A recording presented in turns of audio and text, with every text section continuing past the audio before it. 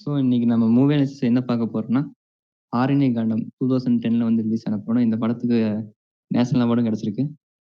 இந்த படத்தோட screen writing and film direction பத்தி நம்ம அனலைஸ் பண்ண போறோம். ஸோ வெல்கம் டு சின்சென்ஸ். நாங்க இந்த மாதிரி film making, screen writing, movie analysis பத்தி நாங்க பண்ணிட்டு இருக்கோம். உங்களுக்கு பிடிக்கும்னா லைக் பண்ணுங்க, ஷேர் பண்ணுங்க, சப்ஸ்கிரைப் பண்ணுங்க. நாங்க ஷார்ட் ஃபிலிம் கான்டெஸ்ட் நடத்திட்டு இருக்கோம். நீங்க அதில் பார்ட்டிசிபேட் பண்ணணும்னா கீழே டிஸ்கிரிப்ஷன்ல லிங்க் இருக்கு, செக் பண்ணி பாருங்க. உங்களுக்கு டவுட்ஸ் அண்ட் கொரிஸ் ஏதாவது இருந்துச்சுன்னா இன்ஸ்டாகிராம் அண்ட் வாட்ஸ்அப்ல வந்து டிஎம் பண்ணுங்க. So join our team, ground your team. Okay, இந்த படத்தோட கதைன்னு பாத்தீங்கன்னா, இது வந்து ஒரு 4 கதை நடக்கும். அந்த 4 கதையும் ஒரு இடத்துல மீட் ஆகுற மாதிரியான ஒரு கான்செப்ட்ல வரக்கூடிய ஒரு படம் இது. ஒரு கேங் ஒன்று இருக்கு, 2 கேங் இருக்கு. சென்னையில ஒரு நார்த் மெட்ராஸ் அப்படிங்கிற ஒரு இடத்துல 2 கேங் இருக்கு. 2 கேங்குமே ரொம்ப பவர்ஃபுல்லான கேங்கு. ஒரு கேங்ல வந்து பாத்தீங்கன்னா இவர் இருப்பாரு, யாரு, அந்த சம்பத் இருப்பாரு. அப்புறம் ஜாக்கி ஷெராஃப் அவருடைய ஹெட்டா இருப்பாரு அவரு. ஸோ அந்த கேங்ல சம்பத் வந்து ஒரு ஐடியா சொல்லுவார், இந்த மாதிரி ஒரு சரக்கு இருக்கு, அந்த சரக்கை நம்ம எடுக்கலாம் அப்படின்னு சொல்லுவாரு. அந்த ஆப்போசிட் கேங்கோட இது லிங்க் இது, அந்த பொருள் இது, அதை நம்ம எடுத்து நம்ம பிரச்சனையை வளர்த்துக்க வேணாம் அப்படின்னு சொல்லி ரிஸ்க்குன்னு சொல்லிட்டு விட்டுருன்னு சொல்லிடுவார். பட் இவர் வந்து ஃபோர்ஸ்ஃபுல்லா அவரை எதிர்த்து அந்த சரக்கு எடுக்கலாம் அப்படின்னு அவர் சொல்லுவார். அந்த சம்பத் வந்து ஜாக்கி ஷெராஃபை எடுத்தது ஜாக்கிக்கு பிடிக்காதனால அவனை க்ளோஸ் பண்ணிடு, அவனையும் அவன் ஒய்ஃபையும் க்ளோஸ் பண்ணிடு அப்படின்னு சொல்லிடுவாரு. ஸோ இந்த கதையில சம்பத் வந்து எப்படி ஜாக்கி கிட்ட இருந்து தப்பிச்சாரு அப்படிங்கிறது ஒரு கதை. இன்னொன்னு இவரு இருப்பாரு, குரு சோமசுந்தரம். குரு சோமசுந்தரம். அவரும் ஒரு பையனும் பெரிய கடன் பிரச்சனையில இருப்பாங்க. ஸோ அவங்க வந்து பாத்தீங்கன்னா இந்த சேவ சண்டையெல்லாம் விடுற ஒரு ஆட்கள். அங்க போறப்போ அங்க ஒரு பிரச்சனை நடக்குது. அந்த பிரச்சனையில இருந்து அவங்க எப்படி தப்பிச்சாங்கிறது ஒரு கதை. செவன்சி ரெயின்போ காலனி கதிர் அவருடைய ஸ்டோரி ஒண்ணு போகும். அவர் வந்து ஜாக்கி ஷெராஃபோட ஒய்ஃபோ இல்ல சம்திங், அதான் எனக்கு கரெக்டா தெரியல, ஒரு ஒய்ஃபா இல்ல அவர் வந்து சும்மா வச்சிருக்காரான்னு தெரியல. ஸோ அந்த அவரும் இவங்க 2 பேரும் லவ் பண்ணுவாங்க. ஸோ இது வந்து ஜாக்கி ஷெராஃப் வந்து தெரிஞ்சிருமா, இல்ல இவங்க 2 பேரும் எப்படி சேர்றாங்க அப்படிங்கிற மாதிரி ஒரு கதை போகும். ஸோ இந்த மாதிரி இது ஒரு 3 கதை. ஸோ இந்த 3 கதையும் ஒரு இடத்துல மீட் ஆகும். ஸோ அது எந்த இடம், அது எப்படி அப்படிங்கறத இந்த படத்தோட கதை. ஸோ இது வந்து எனக்கு இந்த படம் வந்து பாக்குறப்போ எனக்கு வந்து ரொம்ப பல்ப் ஃபிக்ஷனோட தாக்கம் ரொம்ப அதிகமா இருந்த மாதிரி, தாக்கம்னு சொல்ல முடியாது, எனக்கு இந்த படம் பாக்குறப்ப பல்ப் ஃபிக்ஷன் தான் ரொம்ப ஞாபகத்துல வந்தது. அதுவும் இதே மாதிரி ஒரு 3 கதையில நடக்கக்கூடிய கான்ஃபிளிக்ஸ்னு வச்சு அந்த கதை போகும். பட் அது ரொம்ப நான் லீனியர் பேட்டர்ன்ல இருக்கும். இந்த படம் அந்த அளவுக்கு இருக்காது, கொஞ்சம் முன்னும் பின்னும் போயிட்டு வரும். பட் அந்த அளவுக்கு பல்ப் ஃபிக்ஷன்ல காட்டின அளவுக்கு முன்னும் பின்னும் போற மாதிரிலாம் இருக்காது இந்த கதை. ஸோ அது அந்த விஷயத்துல எனக்கு இந்த 2 படங்களும் ஒரே மாதிரி இருந்தது. இந்த படத்துல வந்து ஒவ்வொரு கதையும் ஒவ்வொரு ட்விஸ்ட் கொடுத்துருப்பாங்க. அது நல்லா இருக்கும். அந்த ட்விஸ்ட்ல தான் வந்து இன்னொரு ஸ்டோரியில வந்து கனெக்ட் ஆகிற மாதிரி கொண்டு வந்திருப்பாங்க. ஃபர்ஸ்ட்ல வந்து அந்த பசுபையை போற்று அப்படிங்கிற ஒரு ட்விஸ்ட் வந்து கொடுப்பாங்க. அதுக்கப்புறம் அந்த ட்விஸ்ட்ல இருந்து அங்க ஒரு இது கொடுத்துருப்பாங்க. முன்னாடியே வந்து எக்ஸ்போசிஷன் நிறைய கொடுத்துருப்பாங்க இந்த படத்துல. அந்த பிஎம் லாட்ஜ்ல வந்து அந்த சரக்கு இருக்கு அப்படின்னு ஒரு முன்னாடி கமிட் பண்ண கேட்டி, கொடுக்காப்புலியும் அந்த காளையன்னு சொல்ற அவங்க 2 பேரும் அந்த லாட்ஜ்ல இருப்பாங்க. அந்த லாட்ஜுக்கு வந்து ஒருத்தவங்க பேசிட்டு இருக்கும்போது அவங்க கையில வந்து அந்த பொருள் இருக்கும். ஸோ அந்த மாதிரி கனெக்ட் பண்ணி கொண்டு வரும்போது நமக்கு இன்னும் கொஞ்சம் படம் வந்து என்கேஜிங்கா போயிட்டு இருக்கு. கிளைமேக்ஸ்லயே ஒரு ட்விஸ்ட் வச்சிருப்பாங்க. இந்த மாதிரி அந்த ட்விஸ்ட்ல தான் வந்து எனக்கு தெரிஞ்சு நிறைய இதுல பண்ணியிருக்காங்கன்னு நினைக்கிறேன். எனக்கு பிடிச்சது அந்த ட்விஸ்ட் தான். இந்த படம் 2011ல வந்துச்சு. என்னதான் நீங்க சொல்ற மாதிரி அந்த டைம்ல ஓடல அப்படின்னு சொன்னாலுமே, அந்த ஃபிலிம் ரிலேட்டடான எல்லா இதுலயுமே புக் வரும். அப்போதைக்கு தினகரன்ல வெள்ளி மலர்னு நினைக்கிறேன், அதுல சினிமா பத்தி எழுதுவாரு ராஜேஷ். அவரு இந்த படத்தை பத்தி நிறைய என்ன சொல்றது, ஆரண்ய காண்டமும் அந்த சூதுகவும், இந்த 2 படத்தை பத்தி மெயினா எல்லாத்துலயுமே எழுதுவாரு. ஸோ அந்த படம் வந்து ரைட்டர்ஸ், இந்த சினி ஃபீல்ட்ல இருக்கவங்களுக்கு ஒரு பெரிய முக்கியமான படமா இருந்திருக்கு. அப்புறம் இந்த படத்துல எனக்கு ஒரு சின்ன டவுட் என்னன்னா உங்கள்ட்ட கேட்குறேன். அந்த சொன்னீங்கல்ல சம்பத்தும் இந்த வெங்கட் பிரபு படத்துல வருவார்ல, அவங்களும் அந்த கார்ல எல்லாம் அந்த கேங் வரும்போது ஒரு மெயின் வில்லன் கேரக்டர் பத்தி பேசும்போது சொல்லுவாங்களா ஒரு கதை ஒண்ணு, இந்த மாதிரி கையெல்லாம் கடிச்சு துப்பிடுவாரு சம்திங், ஞாபகம் இல்லை சரியா. அவரை பத்தி பேசும்போது அது வெறும் ஒரு வார்த்தையாவே சொல்லிடுவாங்க. இதை சொல்லி அந்த கேரக்டர் மேல ஒரு பயம் வர வைக்க முடியுமா? இது உங்களுக்கு ஒர்க் அவுட் ஆச்சா? அது என்னோட கேள்வி. எனக்கு அந்த படம் ஃபர்ஸ்ட் டைம் பார்க்கும்போது எனக்கு தோணுச்சு, இதை ஏன் வந்து ஒரு சீனா வைக்காம ஒரு ஒரு டயலாக்லயே டெலிவரி பண்ணி இது ஒரு பயத்தை கொண்டு வரலாம் அப்படின்னு எப்படி அவர் யோசிச்சாரு? அந்த பயம் கொண்டு வர கடைசியில ஒரு சீன் வைப்பாங்க. அந்த கிளாஸ் வைக்கும்போது அவங்க கையில விரல் இருக்காது. இவ்வளவுத்தையும் பண்ணது இவன் தான் அப்படின்னு நம்ம சொல்றப்போ, அத வந்து அந்த ஃபர்ஸ்ட் இம்ப்ரெஷன் சொல்றோம் பாத்தீங்களா, அந்த கேரக்டரே பாக்குறப்போ ஒரு தாதா மாதிரி ஒரு அக்ரெசிவான ஒரு ஆள் மாதிரி தான் இருப்பாரு அவர் பாக்குறப்போ. அந்த ஆக்டர் அதுக்கு ஆப்டான ஒரு ஆளா தென்பட்டாரு. ஸோ அதனாலதான் எனக்கு தெரியல, மத்தவங்களுக்கு எப்படி எனக்கு தெரியல, எனக்கு அது வந்து ரொம்ப கன்வின்சிங்கா தான் இருந்தது. எனக்கு இந்த படத்துல மெயினான ஆள் வந்து பசுபதி கேரக்டர் அப்புறம் அந்த கொடுக்காப்புளி கேரக்டர் வந்து மெயினான கேரக்டர் நினைக்கிறேன். ஏன்னா அவங்களுக்கு பின்னாடி தான் கேமராவும் அவங்க பேக் ஸ்டோரியா தான் போயிட்டு இருக்கு படத்துல. பசுபதி பசுபதி எங்க நடிச்சாரு? பசு அந்த சம்பத்தோட பேரு ப்ரோ, சம்பத். அப்படியே நான் இவரு அந்த ஆக்டர் பசுபதி, இந்த சார்பட்டால வருவார்ல ரங்கவாடி, அவரை நினைச்சிட்டேன். இல்ல இல்ல, இந்த படத்துல வர Pasupathi character Crazy Momen comedy மாதிரி ஆகி போச்சு. சொல்லுங்க சொல்லுங்க. இல்ல ஒரு படத்தோட வெற்றியே என்ன, ஒரு கேரக்டரோட வெற்றியே தான் ஒரு ஹீரோ பேரை சொல்லாம அந்த கேரக்டரோட பேரை சொல்ல வைக்கிறது தான் வெற்றி.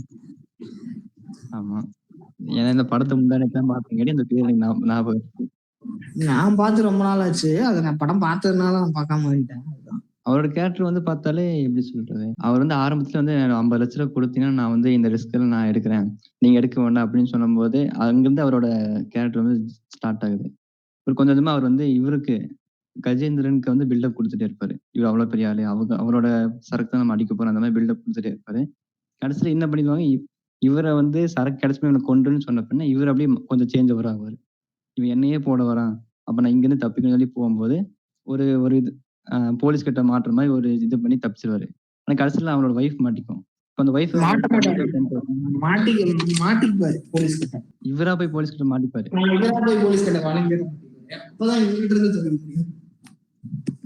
அதான் அந்த ஒரு செக்கிங்ல வந்து இவரை போய் வேணும்னு அவர்கிட்ட வாய் கொடுத்து மாட்டிப்பாரு.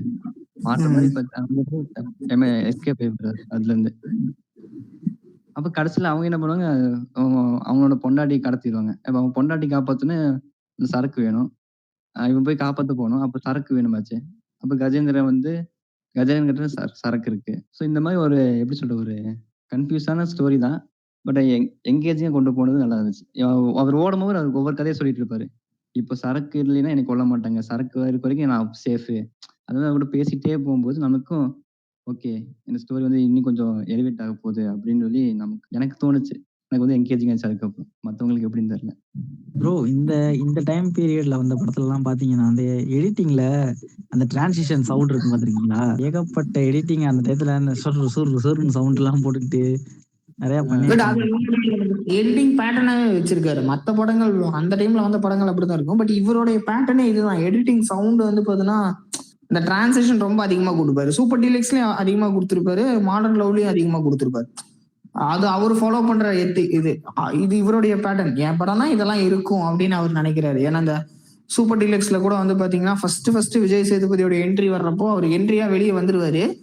அப்புறம் மிஷ்கினோட கதை ஆரம்பிக்கிறதுக்கு முன்னாடி மிஷ்கினோட கூட வேலை பார்ப்பார்ல ஒருத்தர், அவர் அற்புதம் அப்படின்னு சொல்லுவாரு. சோ அது இந்த சீனுக்கான அற்புதமாவும் இருக்கும். அதே சமயத்துல நான் என்ன சொல்றேன்னா, இது வந்து எல்கட்டு அதெல்லாம் வந்து லேட்டர் பீரியட்ல வந்தது. இது எல்கட்டு ஜேகட் அதெல்லாம் ஓகே. அப்ப நம்ம இப்ப சப்பைக்கு வருவோம். சப்பையோட கேரக்டர் அவர் வரும். அவரோட கேரக்டர் பார்க்கும்போது கொஞ்சம் செம ரைட்டிங் அந்த படத்துக்கு, அந்த சப்பை வச்சு. பிடிச்ச ஒரு இது விஷயம் அதை இவரு யூஸ் பண்ண விதம். இது வந்து சும்மா ஒரு இதா இல்லாம அதை வச்சு ஒரு பிளே ஒண்ணு பண்றது வந்து ரொம்ப நல்லா இருந்துச்சு. அதானே அவர் வந்து அவருடைய கேரக்டரைசேஷனுக்கு வந்து ஒரு விஷயம் சொல்லுவார். நான் வந்து ஒரு கேரக்டரைசேஷன் பண்றப்ப எப்படின்னா, ஒரு கேரக்டருக்கும் ஒரு டோனும் ஒரு மாடுலேஷன் நான் வைக்கணும்னு நினைப்பேன். ஒரு மீட்டர், கரெக்டா சொல்லணும்னா மீட்டர், இந்த மீட்டர்ல தான் இந்த கேரக்டர் டிராவல் ஆகணும்னு நான் டிசைட் பண்ணுவேன். அது வந்து இங்க இருக்கக்கூடிய என்ன சொல்றது, மக்களை வச்சு இது பண்ணுவேன் அப்படின்னு சொல்றப்போ அந்த இவர் இருப்பார்ல குரு சோமசுந்தரம் கேரக்டர், அந்த கேரக்டருக்கு இவர் தான் இந்த சாலமன் பாப்பியாவோட டோன் நான் வச்சுக்கிட்டேன். ஸோ அந்த டோன்ல நீங்க பேசுங்க அப்படின்னு அவர் சொன்னாரு. ஸோ இவர் இந்த சப்ப கேரக்டருக்கு வந்து பாத்தீங்கன்னா 7G ரெயின்போ காலனிலேயே வர்ற அந்த அந்த அந்த கதிர் கேரக்டருக்கும் பாத்தீங்களா, அந்த கேரக்டரோட டோன்ல தான் நான் இந்த கேரக்டரையும் வச்சிருப்பேன். நீங்க வேணா ரெண்டுத்தையும் மிக்ஸ் பண்ணி பாருங்க. அந்த 7G ரெயின்போ காலனில வர்ற அந்த கேரக்டர் டோனும் இந்த கேரக்டர் டோனும் ஒரே மாதிரி தான் இருக்கும். அந்த மாதிரி அவர் ரைட்டிங்க்கு அதெல்லாம் யூஸ் பண்ணுவார். நான் வந்து ஒரு மாடுலேஷன் வச்சுப்பேன், இந்த மாடுலேஷன் கூட தான் இந்த கேரக்டர் பேசணும் அப்படின்னு சொல்லி அவர் யோசிப்பேன் அப்படின்னு சொல்லுவாரு. ஸோ அது ரொம்ப ஒரு இதுதான், ஒரு ஐடியா. என்ன சொல்றது, ஒரு கேரக்டர் எழுதுறதுக்கு நமக்கு ஒரு ஹெல்ப். அந்த மாதிரி இந்த படத்துல ஃபர்ஸ்ட்லயே போட்டிருப்பாங்க அந்த ஆரண்ய காண்டத்தோட அந்த இது ஒன்லைன் மாதிரி, எது தேவையோ அதுவே தர்மம்னு சொல்லி அந்த மாதிரி போட்டிருப்பாங்க. அதே மாதிரி கிளைமேக்ஸ்ல வந்து அவளுக்கு கிடைச்ச மாதிரி, அவளுக்கு எது தேவையோ அது கிடைச்ச மாதிரி முடிச்சிருப்பாங்க. ஒவ்வொருத்தருக்கும் ஒவ்வொரு பாயிண்ட் ஆஃப் எது தேவையோ அது கிடைச்சிருக்கும். அதான் நான் இந்த படம் இந்த டைட்டில் ஆரண்ய காண்டம் அப்படின்னா, ஆரண்ய காண்டம்னா இது கம்பராமாயணம், இது ராமாயணம். ஆரண்ய காண்டம் இது அந்த என்ன சொல்றது, அந்த அந்த விலங்குகள் அந்த ராமர் அந்த காட்டுல இருப்பார்ல, அந்த மனைவிய ராவணன் தூக்கிட்டு சீதையை ராவணன் தூக்கிட்டு போனதுக்கு அப்புறம் இந்த டைம்ல இதையும் பேசணுமா? சரி, ஓகே, விடுங்க. இல்ல, இல்ல. அது நமக்கு இல்ல எதுக்கு? இல்ல அத கட் பண்ணிட்டு நம்ம இதுக்கு வந்து கொஞ்சம் கமெண்ட்ல நீ என்ன அவனா அப்படிங்கிற மாதிரி கேட்பீங்க. சரி, பரவாயில்ல. ஓகே. அதுல வந்து பாத்தீங்கன்னா ஒவ்வொரு கேரக்டர் நேமுமே வந்து பாத்தீங்கன்னா அனிமல்ஸ்ல இருக்கிற மாதிரி தான் இருக்கும். அனிமல்ஸ் அந்த கஜேந்திரன் அந்த என்ன சொல்றது, அந்த சம்திங் ஏதோ ஒரு நேம் இருக்கும், பசுபதி அந்த மாதிரி. ஸோ ஒவ்வொரு கேரக்டருக்குமே விலங்குகள் கொண்டு தான் அந்த பேர் வச்சிருப்பாரு அவரு. ஸோ அது ரொம்ப இன்ட்ரெஸ்டிங்கா இருக்கும். இந்த படத்தை பத்தி பேசணும்னா லைக் கொஞ்ச நாளைக்கு முன்னாடி இவரு அர்ஷத் ப்ரோ என்கிட்ட ஒரு கேள்வியா இல்லை டிஸ்கஷனான்னு தெரியல, நியோ நாயர்னா என்ன அப்படின்னு கேட்டிருந்தாரு. ஸோ அந்த ஜான்ராக்கு பர்ஃபெக்ட் எக்ஸாம்பிள் இந்த படம் தான் அப்படின்னு சொல்லலாம். அதுக்கப்புறம் ஏற்கனவே சொன்ன மாதிரி அந்த ஃபஸ்ட்டு லைன் எனக்கு எப்பயுமே படத்தோட ஸ்டார்டிங் லைன் என்னை பெருசாக இம்ப்ரெஸ் பண்ணா இந்த படம்னு சொல்லலாம். அதான் எது தர்மம் அப்படின்னு அந்த நாகதத்தன் கேட்கறது, அதுக்கு சாணக்கியன் அவர் விஷ்ணு சாணக்கியன் பதில் சொல்றது, எது தேவையோ அதுவே தர்மம் அப்படின்ட்டு. இதை இன்ஸ்பயர் பண்ணி தான் லைக் மகான் படத்துலையும் freedom is not worth having if it does not include the freedom to make mistakes அப்படின்னு ஒரு லைன் வச்சிருப்பாரு. இந்த படம் எனக்கு தியாகராஜா குமார் ராஜா டைரக்ட் பண்ணதுலேயே எனக்கு இந்த ஒரு படம் தான் பிடிச்சது. எல்லாமே செமையா இருக்கும். லைக் இது நல்லா இருக்காது அப்படின்னு ஒன்று கூட சொல்லவே முடியாது. எனக்கு படத்தில் வர சவுண்ட் எஃபெக்ட்ஸ் ஆகட்டும், டைலாக்ஸ் ஆகட்டும், அப்புறம் கிளைமேக்ஸில் ஒரு டச் கொடுத்ததாகட்டும், எஸ்பெஷலி அந்த டைலாக் சப்பையும் ஒரு ஆம்பளை தான், எல்லா ஆம்பளையும் சப்பை தான் அப்படின்னு சொல்கிறதாகட்டும், அப்புறமா சின்ன சின்ன ஷார்ட்ஸ் டிவி ரிஃப்ளெக்ஷனில் ஒரு ஷார்ட் வரும் அது, அதுக்கப்புறம் ஒரு மாதிரி dark tone of cinematography maintain பண்ணியிருப்பாங்க. அவுட்டோர் ஷார்ட்ஸை தவிர்த்து இன்டோர்ல எல்லாம் ஒரு மாதிரி டார்க்காக மெயின்டைன் பண்ணியிருப்பாங்க. அதுவுமே செம்மையா இருக்கும். அப்புறம் இந்த படத்துல வர ஆமா தெரில, நம்ம பெருசா கவனிச்சதில்லை. இந்த படத்துல எனக்கு பிடிச்சிச்சு. அதுக்கப்புறம் இதுல ஒரு டைலாக் வரும், விட்ரா இல்லைனா சுட்ரா அப்படின்ட்டு. எனக்கு தெரிஞ்சு அதை இன்ஸ்பயர் பண்ணி தான் லியோல கூட அந்த டைலாக் வச்சிருப்பாருன்னு நினைக்கிறேன் அர்ஜுனுக்கு. அப்புறம் இந்த படத்தை அந்த ஓரம் போ ஆட்டோ வரும் இல்லை, ஒரு சீனில் ஆக்சிடென்ட் ஆகும்போது அதை இன்ஸ்பயர் பண்ணி தான் நான் யூனிவர்ஸ் மாதிரி ஒன்று கிரியேட் பண்ணணும்னு நினச்சேன் அப்படின்னு லோகேஷ் கனகராஜ் சொல்லியிருப்பாரு. அந்த மாதிரி இந்த படத்தோட ஐடியாலஜி, ரைட்டிங்கு, ஸ்க்ரீன் பிளே, எல்லாருக்குமே ஒரு கிரே ஷேட் மெயின்டைன் பண்ணது, எல்லாருக்குமே ஒரு நீடு கோலுன்னு வச்சது, அதெல்லாமே செம்மையாக கனெக்ட் ஆகிருக்கும். அப்புறம் நிறைய விஷுவலாக காமிக்காம சவுண்ட் எஃபெக்ட்ஸ்லேயே நிறைய கன்வே பண்ணியிருப்பார். சின்ன சின்ன அந்த புறா சவுண்டு, கோழி சவுண்டு, இந்த மாதிரி நிறைய விஷயம். அப்புறம் ரெட்ரோ சாங்ஸ் அது சொல்லவே தேவையில்லை. அதுவுமே அந்த சீனுக்கு சுச்சுவேஷனுக்கு தகுந்த மாதிரி வச்சது.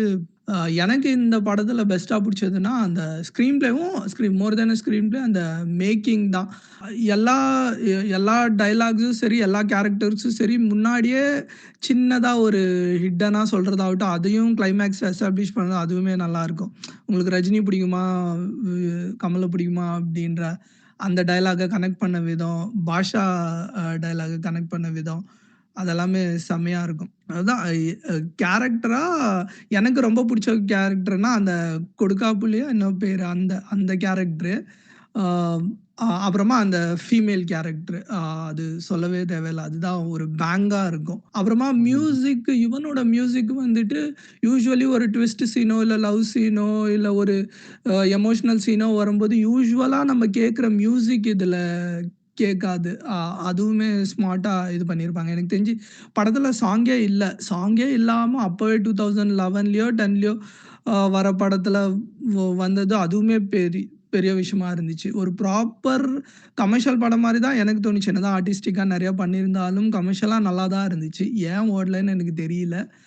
மேபி இந்த படத்தை ரீரிலீஸ் பண்ணால் நல்லாயிருக்கும். ஏதோ குப்பை படம், ஐ மீன் சாரி, எந்தெந்த படமும் ரீரிலீஸ் பண்ணுறாங்க, இந்த படம் ரீரிலீஸ் பண்ணால் நல்லாயிருக்கும். ஒரு நிறைய பேர் அப்போ என்ன மிஸ் பண்ணாங்களோ அது எல்லாமே இப்போ என்ஜாய் பண்ணுவாங்கன்னு நினைக்கிறேன். ஒரு ஸ்டாருக்காக ஒரு கூட்டம் சேர்றதை விட டேரக்டருக்காக கூட்டம் சேர்ந்து இந்த படம் போய் பார்க்கப்படும்னு நினைக்கிறேன் ரீரிலீஸ் பண்ணால். மொத்தத்தில் ஒரு ஒர்த் வாட்சிங்கான படம். கரெக்டாக எடுத்திருப்பாரு. ஸோ அவ்வளோதான் என் சைட்ல. இந்த கிளைமேக்ஸ் தான் வந்து நான் எதிர்பார்க்காத கிளைமேக்ஸ். ஏன்னா இந்த படம் நான் ஃபர்ஸ்ட் டைம் பார்க்காதங்காட்டி எனக்கு இப்போ வரையும் அந்த படம் பார்க்க லைட்டா நல்லா இருக்கு. ஹிண்ட் இருக்கும். அந்த கிளைமேக்ஸ்ல வந்துட்டு யூசுவலி கெட்டவங்களோ இல்ல கெட்டவங்கள மாரி கிரே ஷேட் நடிக்கிறவங்களோ கொன்றுவாங்கல்ல. அந்த லாரி வந்துட்டு இதாயிடும் அப்படின்னு நினைச்சு, அப்ப அதுலயும் தப்பிச்சு இது போனது செம. அவங்க அந்த ஒரு படம் தான் நடிச்சாங்கன்னு நினைக்கிறேன் அந்த ஹீரோயின். அதுக்கப்புறம் ஏன் நடிக்கல அப்படின்னு தெரியல. கிளைமேக்ஸ்ல டபுள் ட்விஸ்ட். ஒண்ணு ஃபர்ஸ்ட் அவ ஏமாத்திட்டு வர்றது, அப்புறம் லாரி இடிக்கும்னு நினைச்சிட்டு இடிச்சதுக்கு அப்புறம் இடிக்காம கையை நீட்டிட்டு அவ போறது. ஆமா, அதுவுமே கடைசியில நல்லா இருக்கும். அவளும் ஜெயிக்கிற மாதிரி காமிச்சிருப்பாங்க. அதே மாதிரி பசுபதி ஜெயிக்கிற மாதிரி அவங்க தேவைக்கு கரெக்டா கிடைச்ச மாதிரி முடிச்சிருப்பாங்க. இப்ப அந்த கொடுக்காப்புளி கேரக்டரும் யாருமே ஜெயிச்சிருச்சுல்ல. ப்ராப்பர் புரோட்டகனிஸ்ட்னு இருக்க மாட்டாங்க இந்த படத்துல. அதுதான் ஒரு லைன்லயே சொல்லியிருப்பாரு. யாருக்கு எது எது தேவையோ அதுதான் தர்மம் அப்படின்ற மாதிரி. அதுவுமே அப்பவே இந்த படம் ரிலீஸ் ஆனதே பெரிய எனக்கு தெரிஞ்சு பிரச்சனையெல்லாம் ஆகி 1 வருஷம் கழிச்சு தான் ரிலீஸ் ஆச்சு அப்படின்னு கேள்விப்பட்டேன். 2010லயே ரிலீஸ் ஆக வேண்டிய படம் 2000ல ரிலீஸ் ஆச்சு அப்படின்ற மாதிரி கேள்விப்பட்டேன்.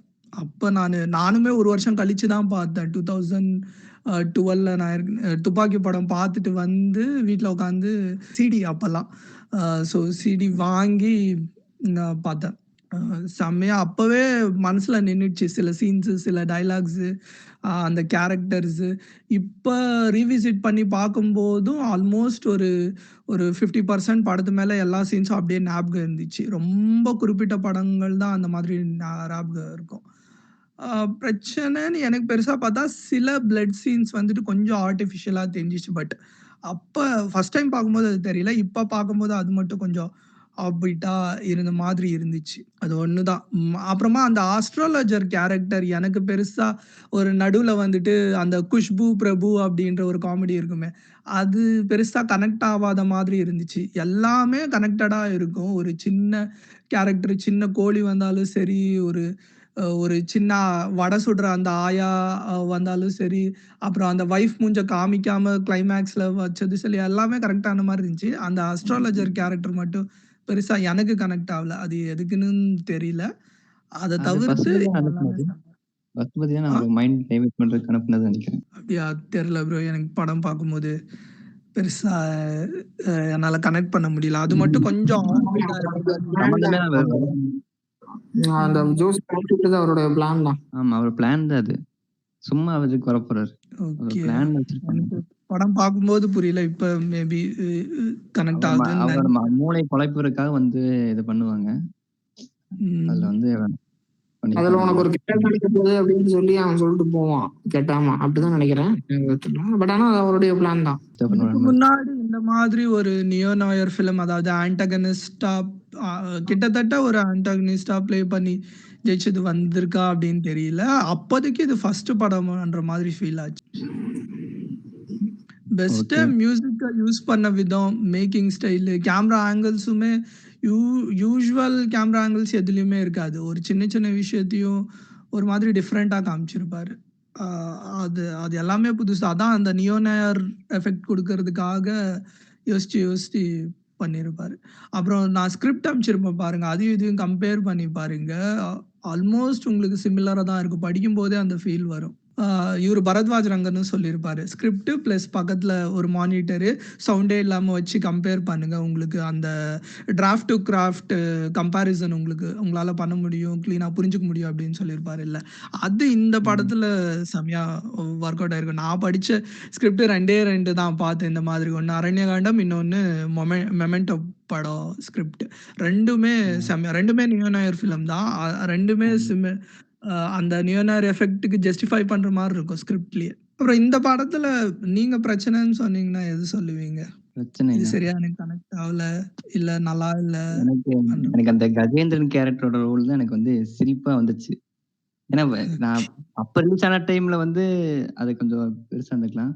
இப்ப இடையில நம்ம காமெடியெல்லாம் பார்த்தங்காட்டி அந்த கண்ணாடி போட்டாலே நமக்கு சிரிப்பு வரும்ல. அந்த மாரி பூதம் கண்ணாடி போட்டு உட்கார்ந்தங்காட்டி எனக்கு கொஞ்சம் சிரிப்பா தான் இருந்துச்சு. ஆனா போக போக கொஞ்சம் கனெக்ட் ஆயிருச்சு. ஃபர்ஸ்ட் டைம் பார்க்கும்போது சிரிப்பு வந்துருச்சு. இவன காமெடி பண்ண போறான்னு நெனச்சேன். பார்த்தா அவன் தான் சீரியஸா கேரக்டர். அவன் அதுக்குமே ஒரு ஹிண்ட் குடுத்திருப்பாரு அவரு முன்னாடியே. ஆக்சுவலி இந்த ஆமா. பசுபதி என்ற கேரக்டர் என்ன, யாரு, எப்படின்றது எல்லாமே தெரியும். எல்லாரோட வீக்னஸ் அண்ட் ஸ்ட்ரென்த் எல்லாமே தெரியும். அதனால தான் அவன் கரெக்ட்டா ப்ளே பண்ணி லாஸ்ட்ல ஜெயிக்கிற மாரி காமிச்சிருப்பாங்க.